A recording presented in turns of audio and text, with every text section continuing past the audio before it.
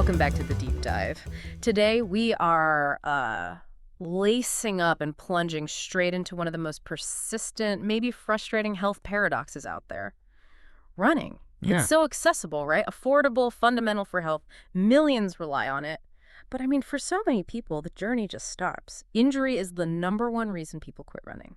Yeah, it's pretty staggering when you think about it. Decades of, fancy training methods, high-tech shoes, endless online advice, Yeah. but the injury rates Mm-hmm. still stubbornly high. Right. And it's not just like a minor inconvenience for serious athletes. It's a real barrier to public health globally. The basic advice we all hear, it's drilled into us. Too much, too soon. Ah, yes. Too much too soon. It sounds so simple. It's the foundation for pretty much every plan, from couch to 5K up to, serious marathon training. Exactly. But for all that intuitive appeal, defining too much, it's surprisingly tricky, isn't it? Is it one super hard workout? Is it the total mileage over a month? It's kind of vague. Totally vague. And that subjectivity, it means injury risk calculation is often all over the place, sometimes even contradictory. Which is why today, our mission is to really dig into some source material that brings, well, some pretty stunning clarity. It challenges decades of what we thought we knew. We're diving into the 18-month Garmin Run Safe Running Health Study. And this isn't just any study, it's a massive data set designed specifically to test that core hypothesis driving sports medicine. And what makes it so monumental? Well, it's the sheer scale and the design. They didn't just, ask people how far they ran. They followed 5,205 adult runners. Wow, 5,000. Yeah, and analyzed over 500,000 individual running sessions. The goal was super specific. Figure out if the danger zone is that traditional one-week window we always measure, or if it's actually much shorter, maybe just within a single run. A single session. And here's the kicker, the big reveal right up front.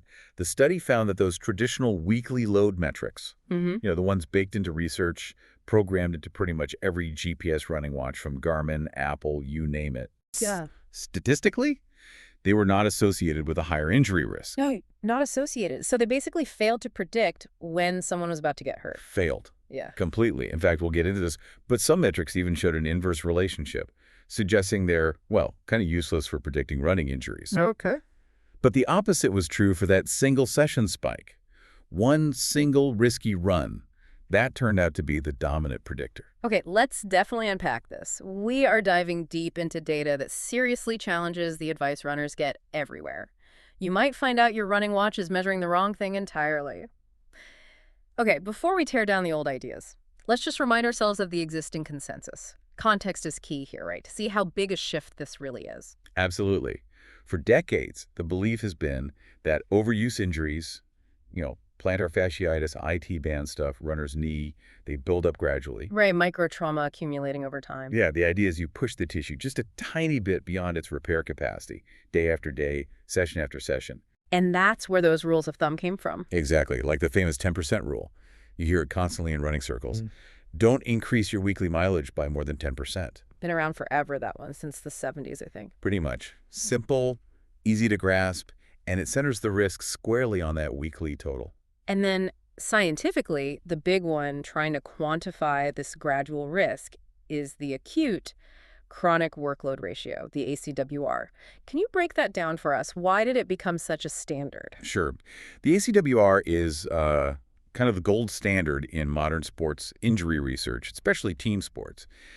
The theory behind it is quite elegant, actually. It's meant to be a measure of how prepared your tissues are. Preparedness. Okay. So you calculate the acute load. Usually you're running volume or distance in the current week, the last 7 days. That's the stress you're applying now. Got it. Then you calculate the chronic load.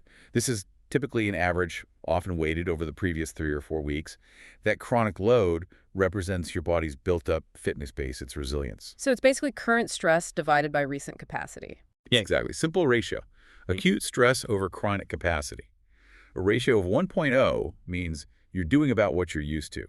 A ratio of, say, 1.5, often flagged as a danger zone, means you're hitting your body with 50% more load this week than it's adapted to handle recently. And that worked well in other sports. Yeah, for team sports, think soccer, basketball, with lots of stop-start sprints, direction changes, rest periods. The ACWR has been pretty good at flagging when athletes might be vulnerable to those non-contact soft tissue injuries. Okay. And the study also looked at the simpler week-to-week ratio. Just this week's distance versus last week's. They did that too. And both of these, ACWR and week to week, they completely depend on the idea that the risk builds up over a weekly time frame. Right. But the core insight from this Garmin study, it suggests that weekly window might just be wrong for running. Well, yeah. And what's interesting is the evidence has been building specifically from running studies. Running injuries, they're often very specific microtraumas, right? Tendons, ligaments, bone stress. And often, those tissues don't give you much warning. A lot of runners say they just don't feel those subtle aches building up over days or a week before something really goes wrong. It just happens. So if the symptoms don't build up gradually like that, then the whole weekly ACWR calculation, which assumes vulnerability grows slowly over 7 days, it's just fundamentally flawed for running, like using the wrong tool for the job. Precisely. If the tissue capacity gets overwhelmed more or less instantly, like the structure fails mid-run, then the too much period has to be way shorter than a week. Okay. Which led these researchers to hypothesize what they called the single-session paradigm. They basically said, forget the week. What if the real problem is increasing your distance too quickly within one single run? That sudden overload, that impulse load, is what causes the failure. That actually makes a lot of intuitive sense. I think every runner knows that feeling, right? You feel amazing, push it way further than planned. Oh, yeah. And then bam, 2 days later, you're paying for it. That single impulsive run, that's what they tried to measure. Exactly. That moment of spontaneous high load. So before we get into the actual numbers, we really need to stress how credible this source material is. The robustness of this data is what makes this more than just an interesting idea. It's potentially practice-changing. We're talking about a huge scale. Massive. Yeah. Multi-center international study. 5,205 adult runners followed for a full 18 months. 18 months. Yeah. That amount of time, plus that many people, generated this enormous data set we mentioned. 588,071 individual runs analyzed. I mean, previous big studies in this area might have had a few hundred runners. This is just a different league. A landmark cohort, truly. And who were these runners? Pretty relevant group for many listeners, I'd say. Mean age was around 46. They had a median running experience of nearly 10 years. So not beginners? No. Experienced recreational runners, mostly from Europe and North America. But 78% male, 22% female in this particular cohort. And the data collection itself, you mentioned GPS. That's a big strength, avoiding fuzzy memory issues. Huge strength. Most older studies relied on people self-reporting, filling out logs, trying to remember distances, lots of room for error, recall bias. Sure. Here, they used objective, time-varying running distance data straight from Garmin GPS devices. Every kilometer, every meter, tracked automatically. So the exposure beta, the training load was super precise, right down to the individual run. Exactly. And the outcome, the injury, was also defined rigorously. A running-related injury, or RRI, was self-reported but had to be painful or irritating enough to force a reduction in activity volume, intensity, or frequency. Okay.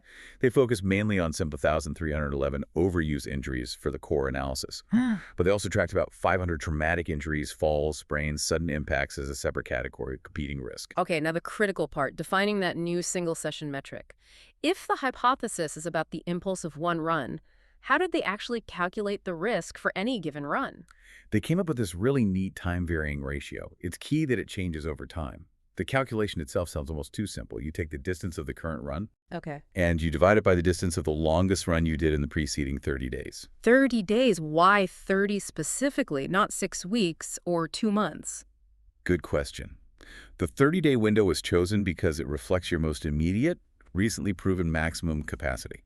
If you successfully ran, say, 15 kilometers 2 weeks ago, your body proved it could handle that stress fairly recently. Ah, okay. So that distance is like your current physiological ceiling, your reference point for today. Exactly. It's the metric of your recent adaptation. And because it's time varying, my risk status changes after every run I do. Precisely. If you run 10 kilometers today, and that happens to be your longest in the last 30 days, then tomorrow, if you run another 10 kilometers, it's judged against that new 10-kilometer ceiling. Your baseline resets constantly. Clever. So how do they group these progressions to test the risk? They set up 4 clear categories to look for that dose-response relationship. First was the reference state. This was basically the safe zone. Yeah. Any run that was shorter than your 30-day max, or any run that progressed up to 10% longer than that max. They kind of baked the traditional weekly 10% rule into the session safe zone. Right, building on existing wisdom. Then came the risky categories, the spikes. A small spike was running between 10% and 30% further than your recent longest run. Okay, 10 to 30%. A moderate spike was jumping between 30% and 100% further. So a big jump, but not quite doubling it. 30 to 100. Got it. And then the most dangerous one, the large spike. Yeah. Any run that was more than 100% longer than your longest in the past month, basically doubling or more than doubling your recent max distance in one go. Wow. Okay. And they used fancy stats to track this all dynamically over the 18 months. Yeah, advanced multi-state Cox regression models Yeah. allow them to see how these risk states changed constantly for each runner and pinpoint the exposures happening right before an injury occurred. All right, let's get to the heart of it, the findings. This is where the paper really shakes things up for training advice, isn't it? Absolutely. The results for overuse injuries show this incredibly clear, statistically significant dose-response relationship. It's tied directly to those single-session spikes we just defined. To the single-session paradigm, it held up. Emphatically, when runners push too far, too fast in one single workout, their rate of overuse injury just jumped almost instantly compared to the group staying within that 10% increase or running less. Okay, let's break down the numbers. The first danger sign, that small spike, running 10 to 30% further than your recent max. What was the risk there? The adjusted hazard rate ratio, or HRR, was 1.64. 1.64. What does that mean in plain English for a runner? It means a 64% increased rate of overuse injury. So let's make it real. If your longest run in the past month was 10 kilometers, Okay. and today you decide, I feel good, I'll do 12.5 kilometers, that's a 25% increase, right? Smack in the middle of that small spike zone. Right. According to this data, you've instantly increased your immediate statistical risk of getting injured by almost 2/3, 64%. This isn't risk building over weeks. It's the instantaneous penalty for that one overly ambitious run. Wow. Okay, and it presumably gets worse with bigger jumps. What about the moderate spike, 30% to 100% further? That had an HRR of 1.52, Hmm. so a 52% increased rate of injury. Slightly lower than the small spike, 1.52 versus 1.64. Is that weird? It might seem a bit counterintuitive at first glance. The authors touch on this. It could reflect maybe how common these spikes are, that 10–30% jump. That's probably super common. It's that I'll just add a couple more miles moment that lots of runners have. Yeah, I could see that. The 30–100% jump is maybe less frequent. Perhaps it's done by a smaller group who are either really ambitious or maybe just less consistent in their training. But, regardless of that slight dip between those two middle categories, the overall message is crystal clear. Going over 10% in one go is dangerous. And the absolute red zone, the large spike. Doubling your longest run distance from the past month? Like going from a 10K longest run to suddenly banging out a 22K. Huge risk there. The HRR was a massive 2.28. 2.28. That translates to a 128% increased rate of overuse injury. You are more than doubling your immediate risk. Doubling it. Think about what that means for, say, someone training for their first marathon. You see those plans where people jump from maybe a 15-kilometer long run straight to a 25-kilometer run. All the time. This study gives us hard data showing those huge leaps are likely a primary driver of the high injury rates we see in recreational runners tackling longer distances. It's the sudden shock to the system. And it wasn't just those slow burn overuse injuries either, right? The study found a link to immediate traumatic injuries too. Yeah, that was a really fascinating extra layer. The small and moderate spikes also significantly increased the rate of traumatic injuries. Falls, sprains, twists. HRR of 1.56 for small spikes, 1.63 for moderate spikes. So running too far suddenly makes you clumsier. How does that work? Well, the most likely explanation is fatigue, right? You push way past your condition limit, your running form starts to break down. You get sloppy. Your central nervous system gets taxed, coordination suffers. You're just less able to react quickly to uneven ground or maintain stable biomechanics. Muscle stabilizers get tired and fail. So you trip, land funny, twist an ankle because the supporting muscles are just shot. Exactly. So that rapid progression doesn't just raise your risk of chronic inflammation down the line, it also makes you more vulnerable to an immediate accident right then and there. Okay, so this data is like a rigorous validation of the 10% idea, but it completely shifts the focus. The old 10% rule was about weekly totals. Which we'll see didn't predict risk at all. Right. But the study shows that 10% threshold is incredibly significant, maybe the most significant factor, when you apply it to the maximum load in a single session. Absolutely. And just to really nail down that threshold, they even looked at tiny progressions between 1% and 10%.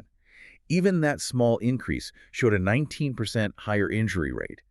Now, that wasn't statistically significant enough to call it a high-risk category on its own. But it suggests a trend. It suggests that pretty much any rapid progression in one go carries some elevated risk compared to just maintaining or running less. But the moment you cross that 10% ceiling, that's when the physiological cost becomes statistically undeniable. Mm. Which brings us neatly to maybe the most disruptive part of this whole study. The complete failure and actually that bizarre inverse relationship of the traditional weekly load metrics when they tested them on this huge group of runners. Okay, this is where I really want to push back a bit, play devil's advocate. Mhm. Because, I mean, every coach, every physio, every big wearable tech company, Mhm. they rely on the acute chronic workload ratio or something like it. You said it works for team sports. It does seem to, yes. So let's look at the ACWR results in this Garmin running study. They looked at weekly spikes, jumps over 10%, calculated the traditional ACWR way. What happened? The result was, well, it was counterintuitive.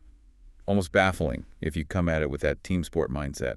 Spikes in weekly load calculated using ACWR were associated with a significantly decreased rate of injury. Hold on. Let me put my skeptic runner hat firmly on. You're saying if my weekly load jumped up dramatically compared to my last few weeks, the exact thing ACWR warns against this data suggests I was statistically safer. That's what the hazard ratios indicated, yes. That just flies in the face of common sense. Are we sure the analysis wasn't flawed? Well, the analysis was robust, peer-reviewed. Let's look at the specific number.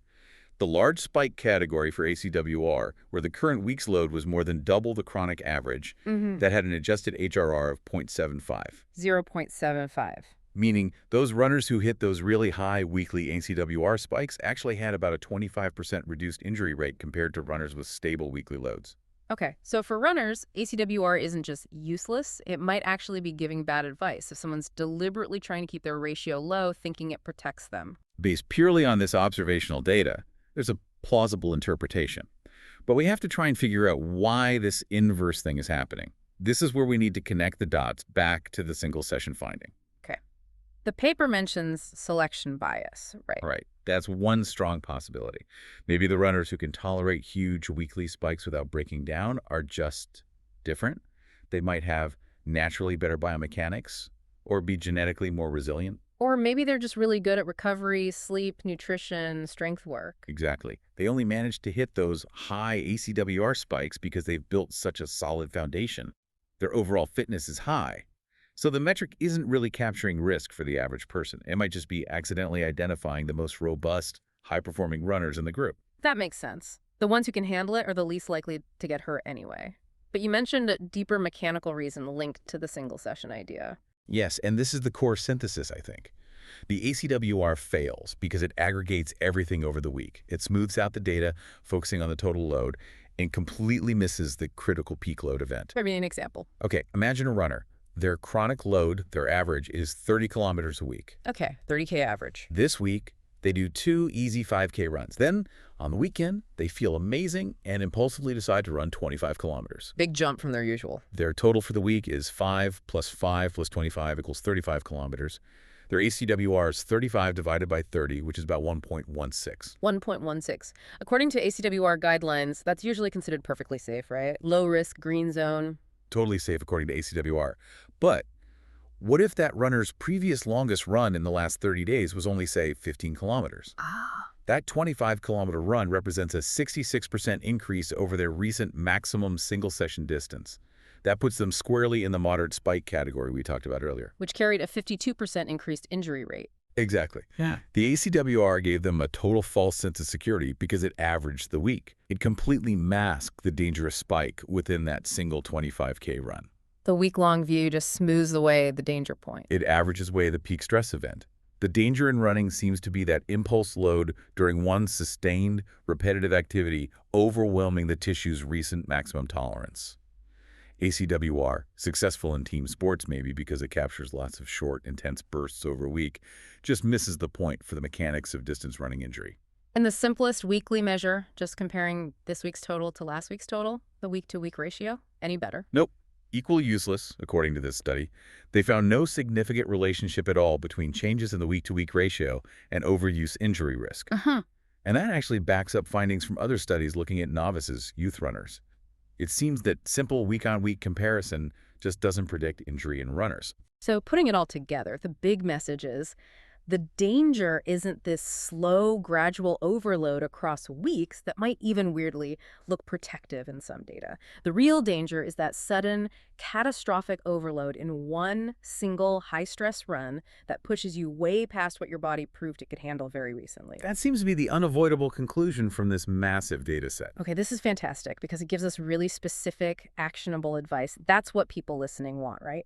So if weekly planning based on ACWR or simple week-to-week jumps is kind of cut out as the main risk factor, what's the new guiding principle? What should coaches, physios, doctors, and just regular runners actually do? Simple answer. Huh. Adopt the single-session paradigm. The big takeaway is direct, it's easy to understand, and now it's got this strong empirical backing. Runners need to actively avoid, make it a hard rule, avoid running a distance in any single session that goes more than 10% beyond the distance of their longest run in the previous 30 days. That 10% threshold, that's the line in the sand. Crossing it means your injury rate jumps by 64% or more. That's the statistical boundary, yeah. And the beauty is it simplifies things hugely for anyone using a GPS watch or app. Forget calculating complicated ratios. Before you head out for a long run, the key question is just, what was my absolute longest run in the last 4 weeks? And that number, your 30-day max, becomes your personal ceiling for today's run plus 10%. Exactly. That recent longest run is your own dynamically adjusted measure of load tolerance. If it was 15 kilometers, your next longest run shouldn't really exceed 16.5 kilometers.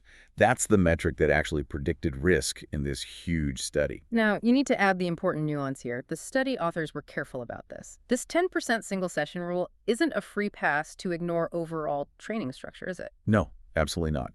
And this is a critical point to avoid people misusing the finding. Safe progression is layered. The study gives a great example. Let's say your longest run was 10K, Okay. running 11K today. Safe, it's a 10% increase. Now, 11K is your new ceiling, so maybe tomorrow or the day after you run 12.1K. That's also technically a safe single-session progression, 10% on top of 11K. And maybe 2 days later, you run 13.3K, another 10% jump on the new ceiling.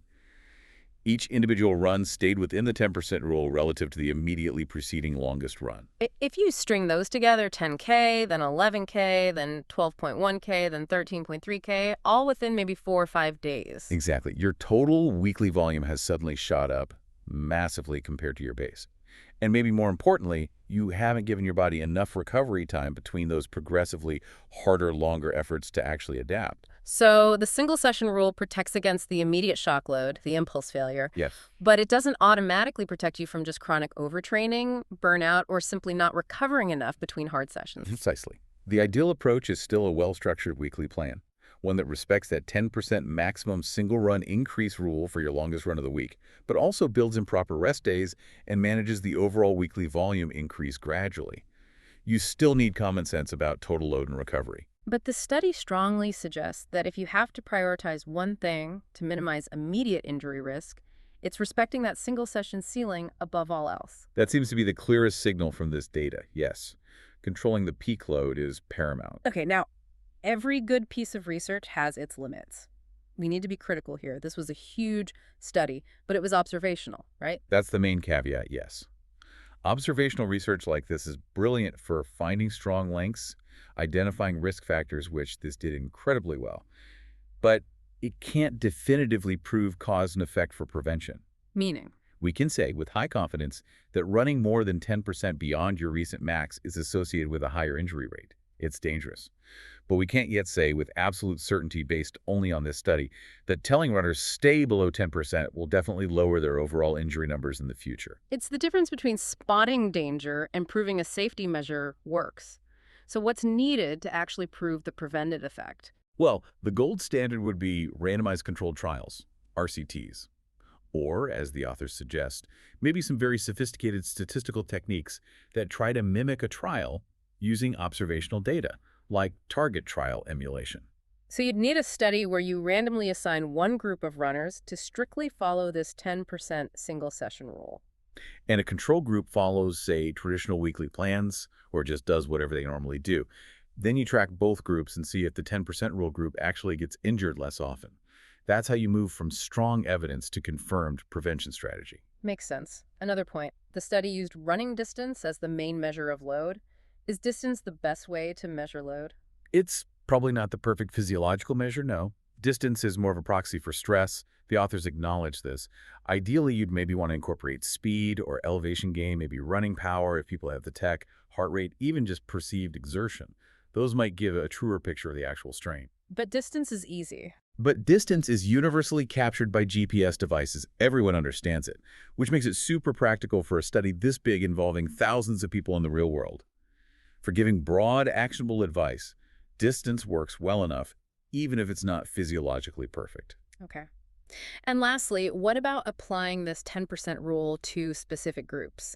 Like, does it hold true for much older runners or heavier runners or people with a history of injuries? That's another limitation they noted. Because of statistical reasons, basically, trying to avoid errors you get when you slice the data into too many tiny subgroups, they couldn't provide specific tailored advice for different demographics beyond the main cohort. So the analysis didn't check if the 10% threshold is different for, say, someone with a high BMI or an 18-year-old versus a 60-year-old. No, the findings are generalized across the whole group, which remember was mostly middle-aged, experienced male runners. So if you fall outside that main demographic, maybe you have specific health considerations or a complex injury history, you should probably treat this 10% rule as a baseline guideline for caution, maybe be even more conservative, and definitely consult with a professional. Well, this has been genuinely fascinating, a really deep dive that seems to fundamentally rewrite a lot of the standard running advice, shifting our focus from those weekly averages to being much more vigilant about single acute efforts. Yeah, the core takeaway is pretty unmistakable and hopefully very practical for everyone listening. The biggest statistical red flag for overuse running injury. It's not bad weekly planning or messing up your ACWR. It's being impulsive, maybe using poor judgment on one single run specifically, pushing more than 10% beyond whatever your longest run was in the last month. And that gives runners with GPS watches or apps something really concrete to focus on. Forget the complex weekly math, maybe. And instead, manage the maximum load, the peak stress you put on your body in that one key session each week. Respect the ceiling set by your recent longest effort. The key to staying healthy might not be perfecting the long-term algorithm, but simply respecting the limit you established just a few weeks ago. So the provocative thought to leave people with: if a sophisticated, widely used metric like ACWR fails so badly for running because its timescale is wrong, it really makes you wonder, doesn't it? What other popular training tools across all kinds of sports, weightlifting, cycling, military fitness, might also be giving us a misleading picture simply because we're measuring over the wrong time frame? Maybe the secret to longevity isn't just the average, but being acutely aware of today's limits based on yesterday's proven capacity. A shift from worrying about the chronic average to exercising acute caution. It's a powerful reframe. Indeed. A profound shift. Thanks for joining us for this deep dive. We'll catch you next time.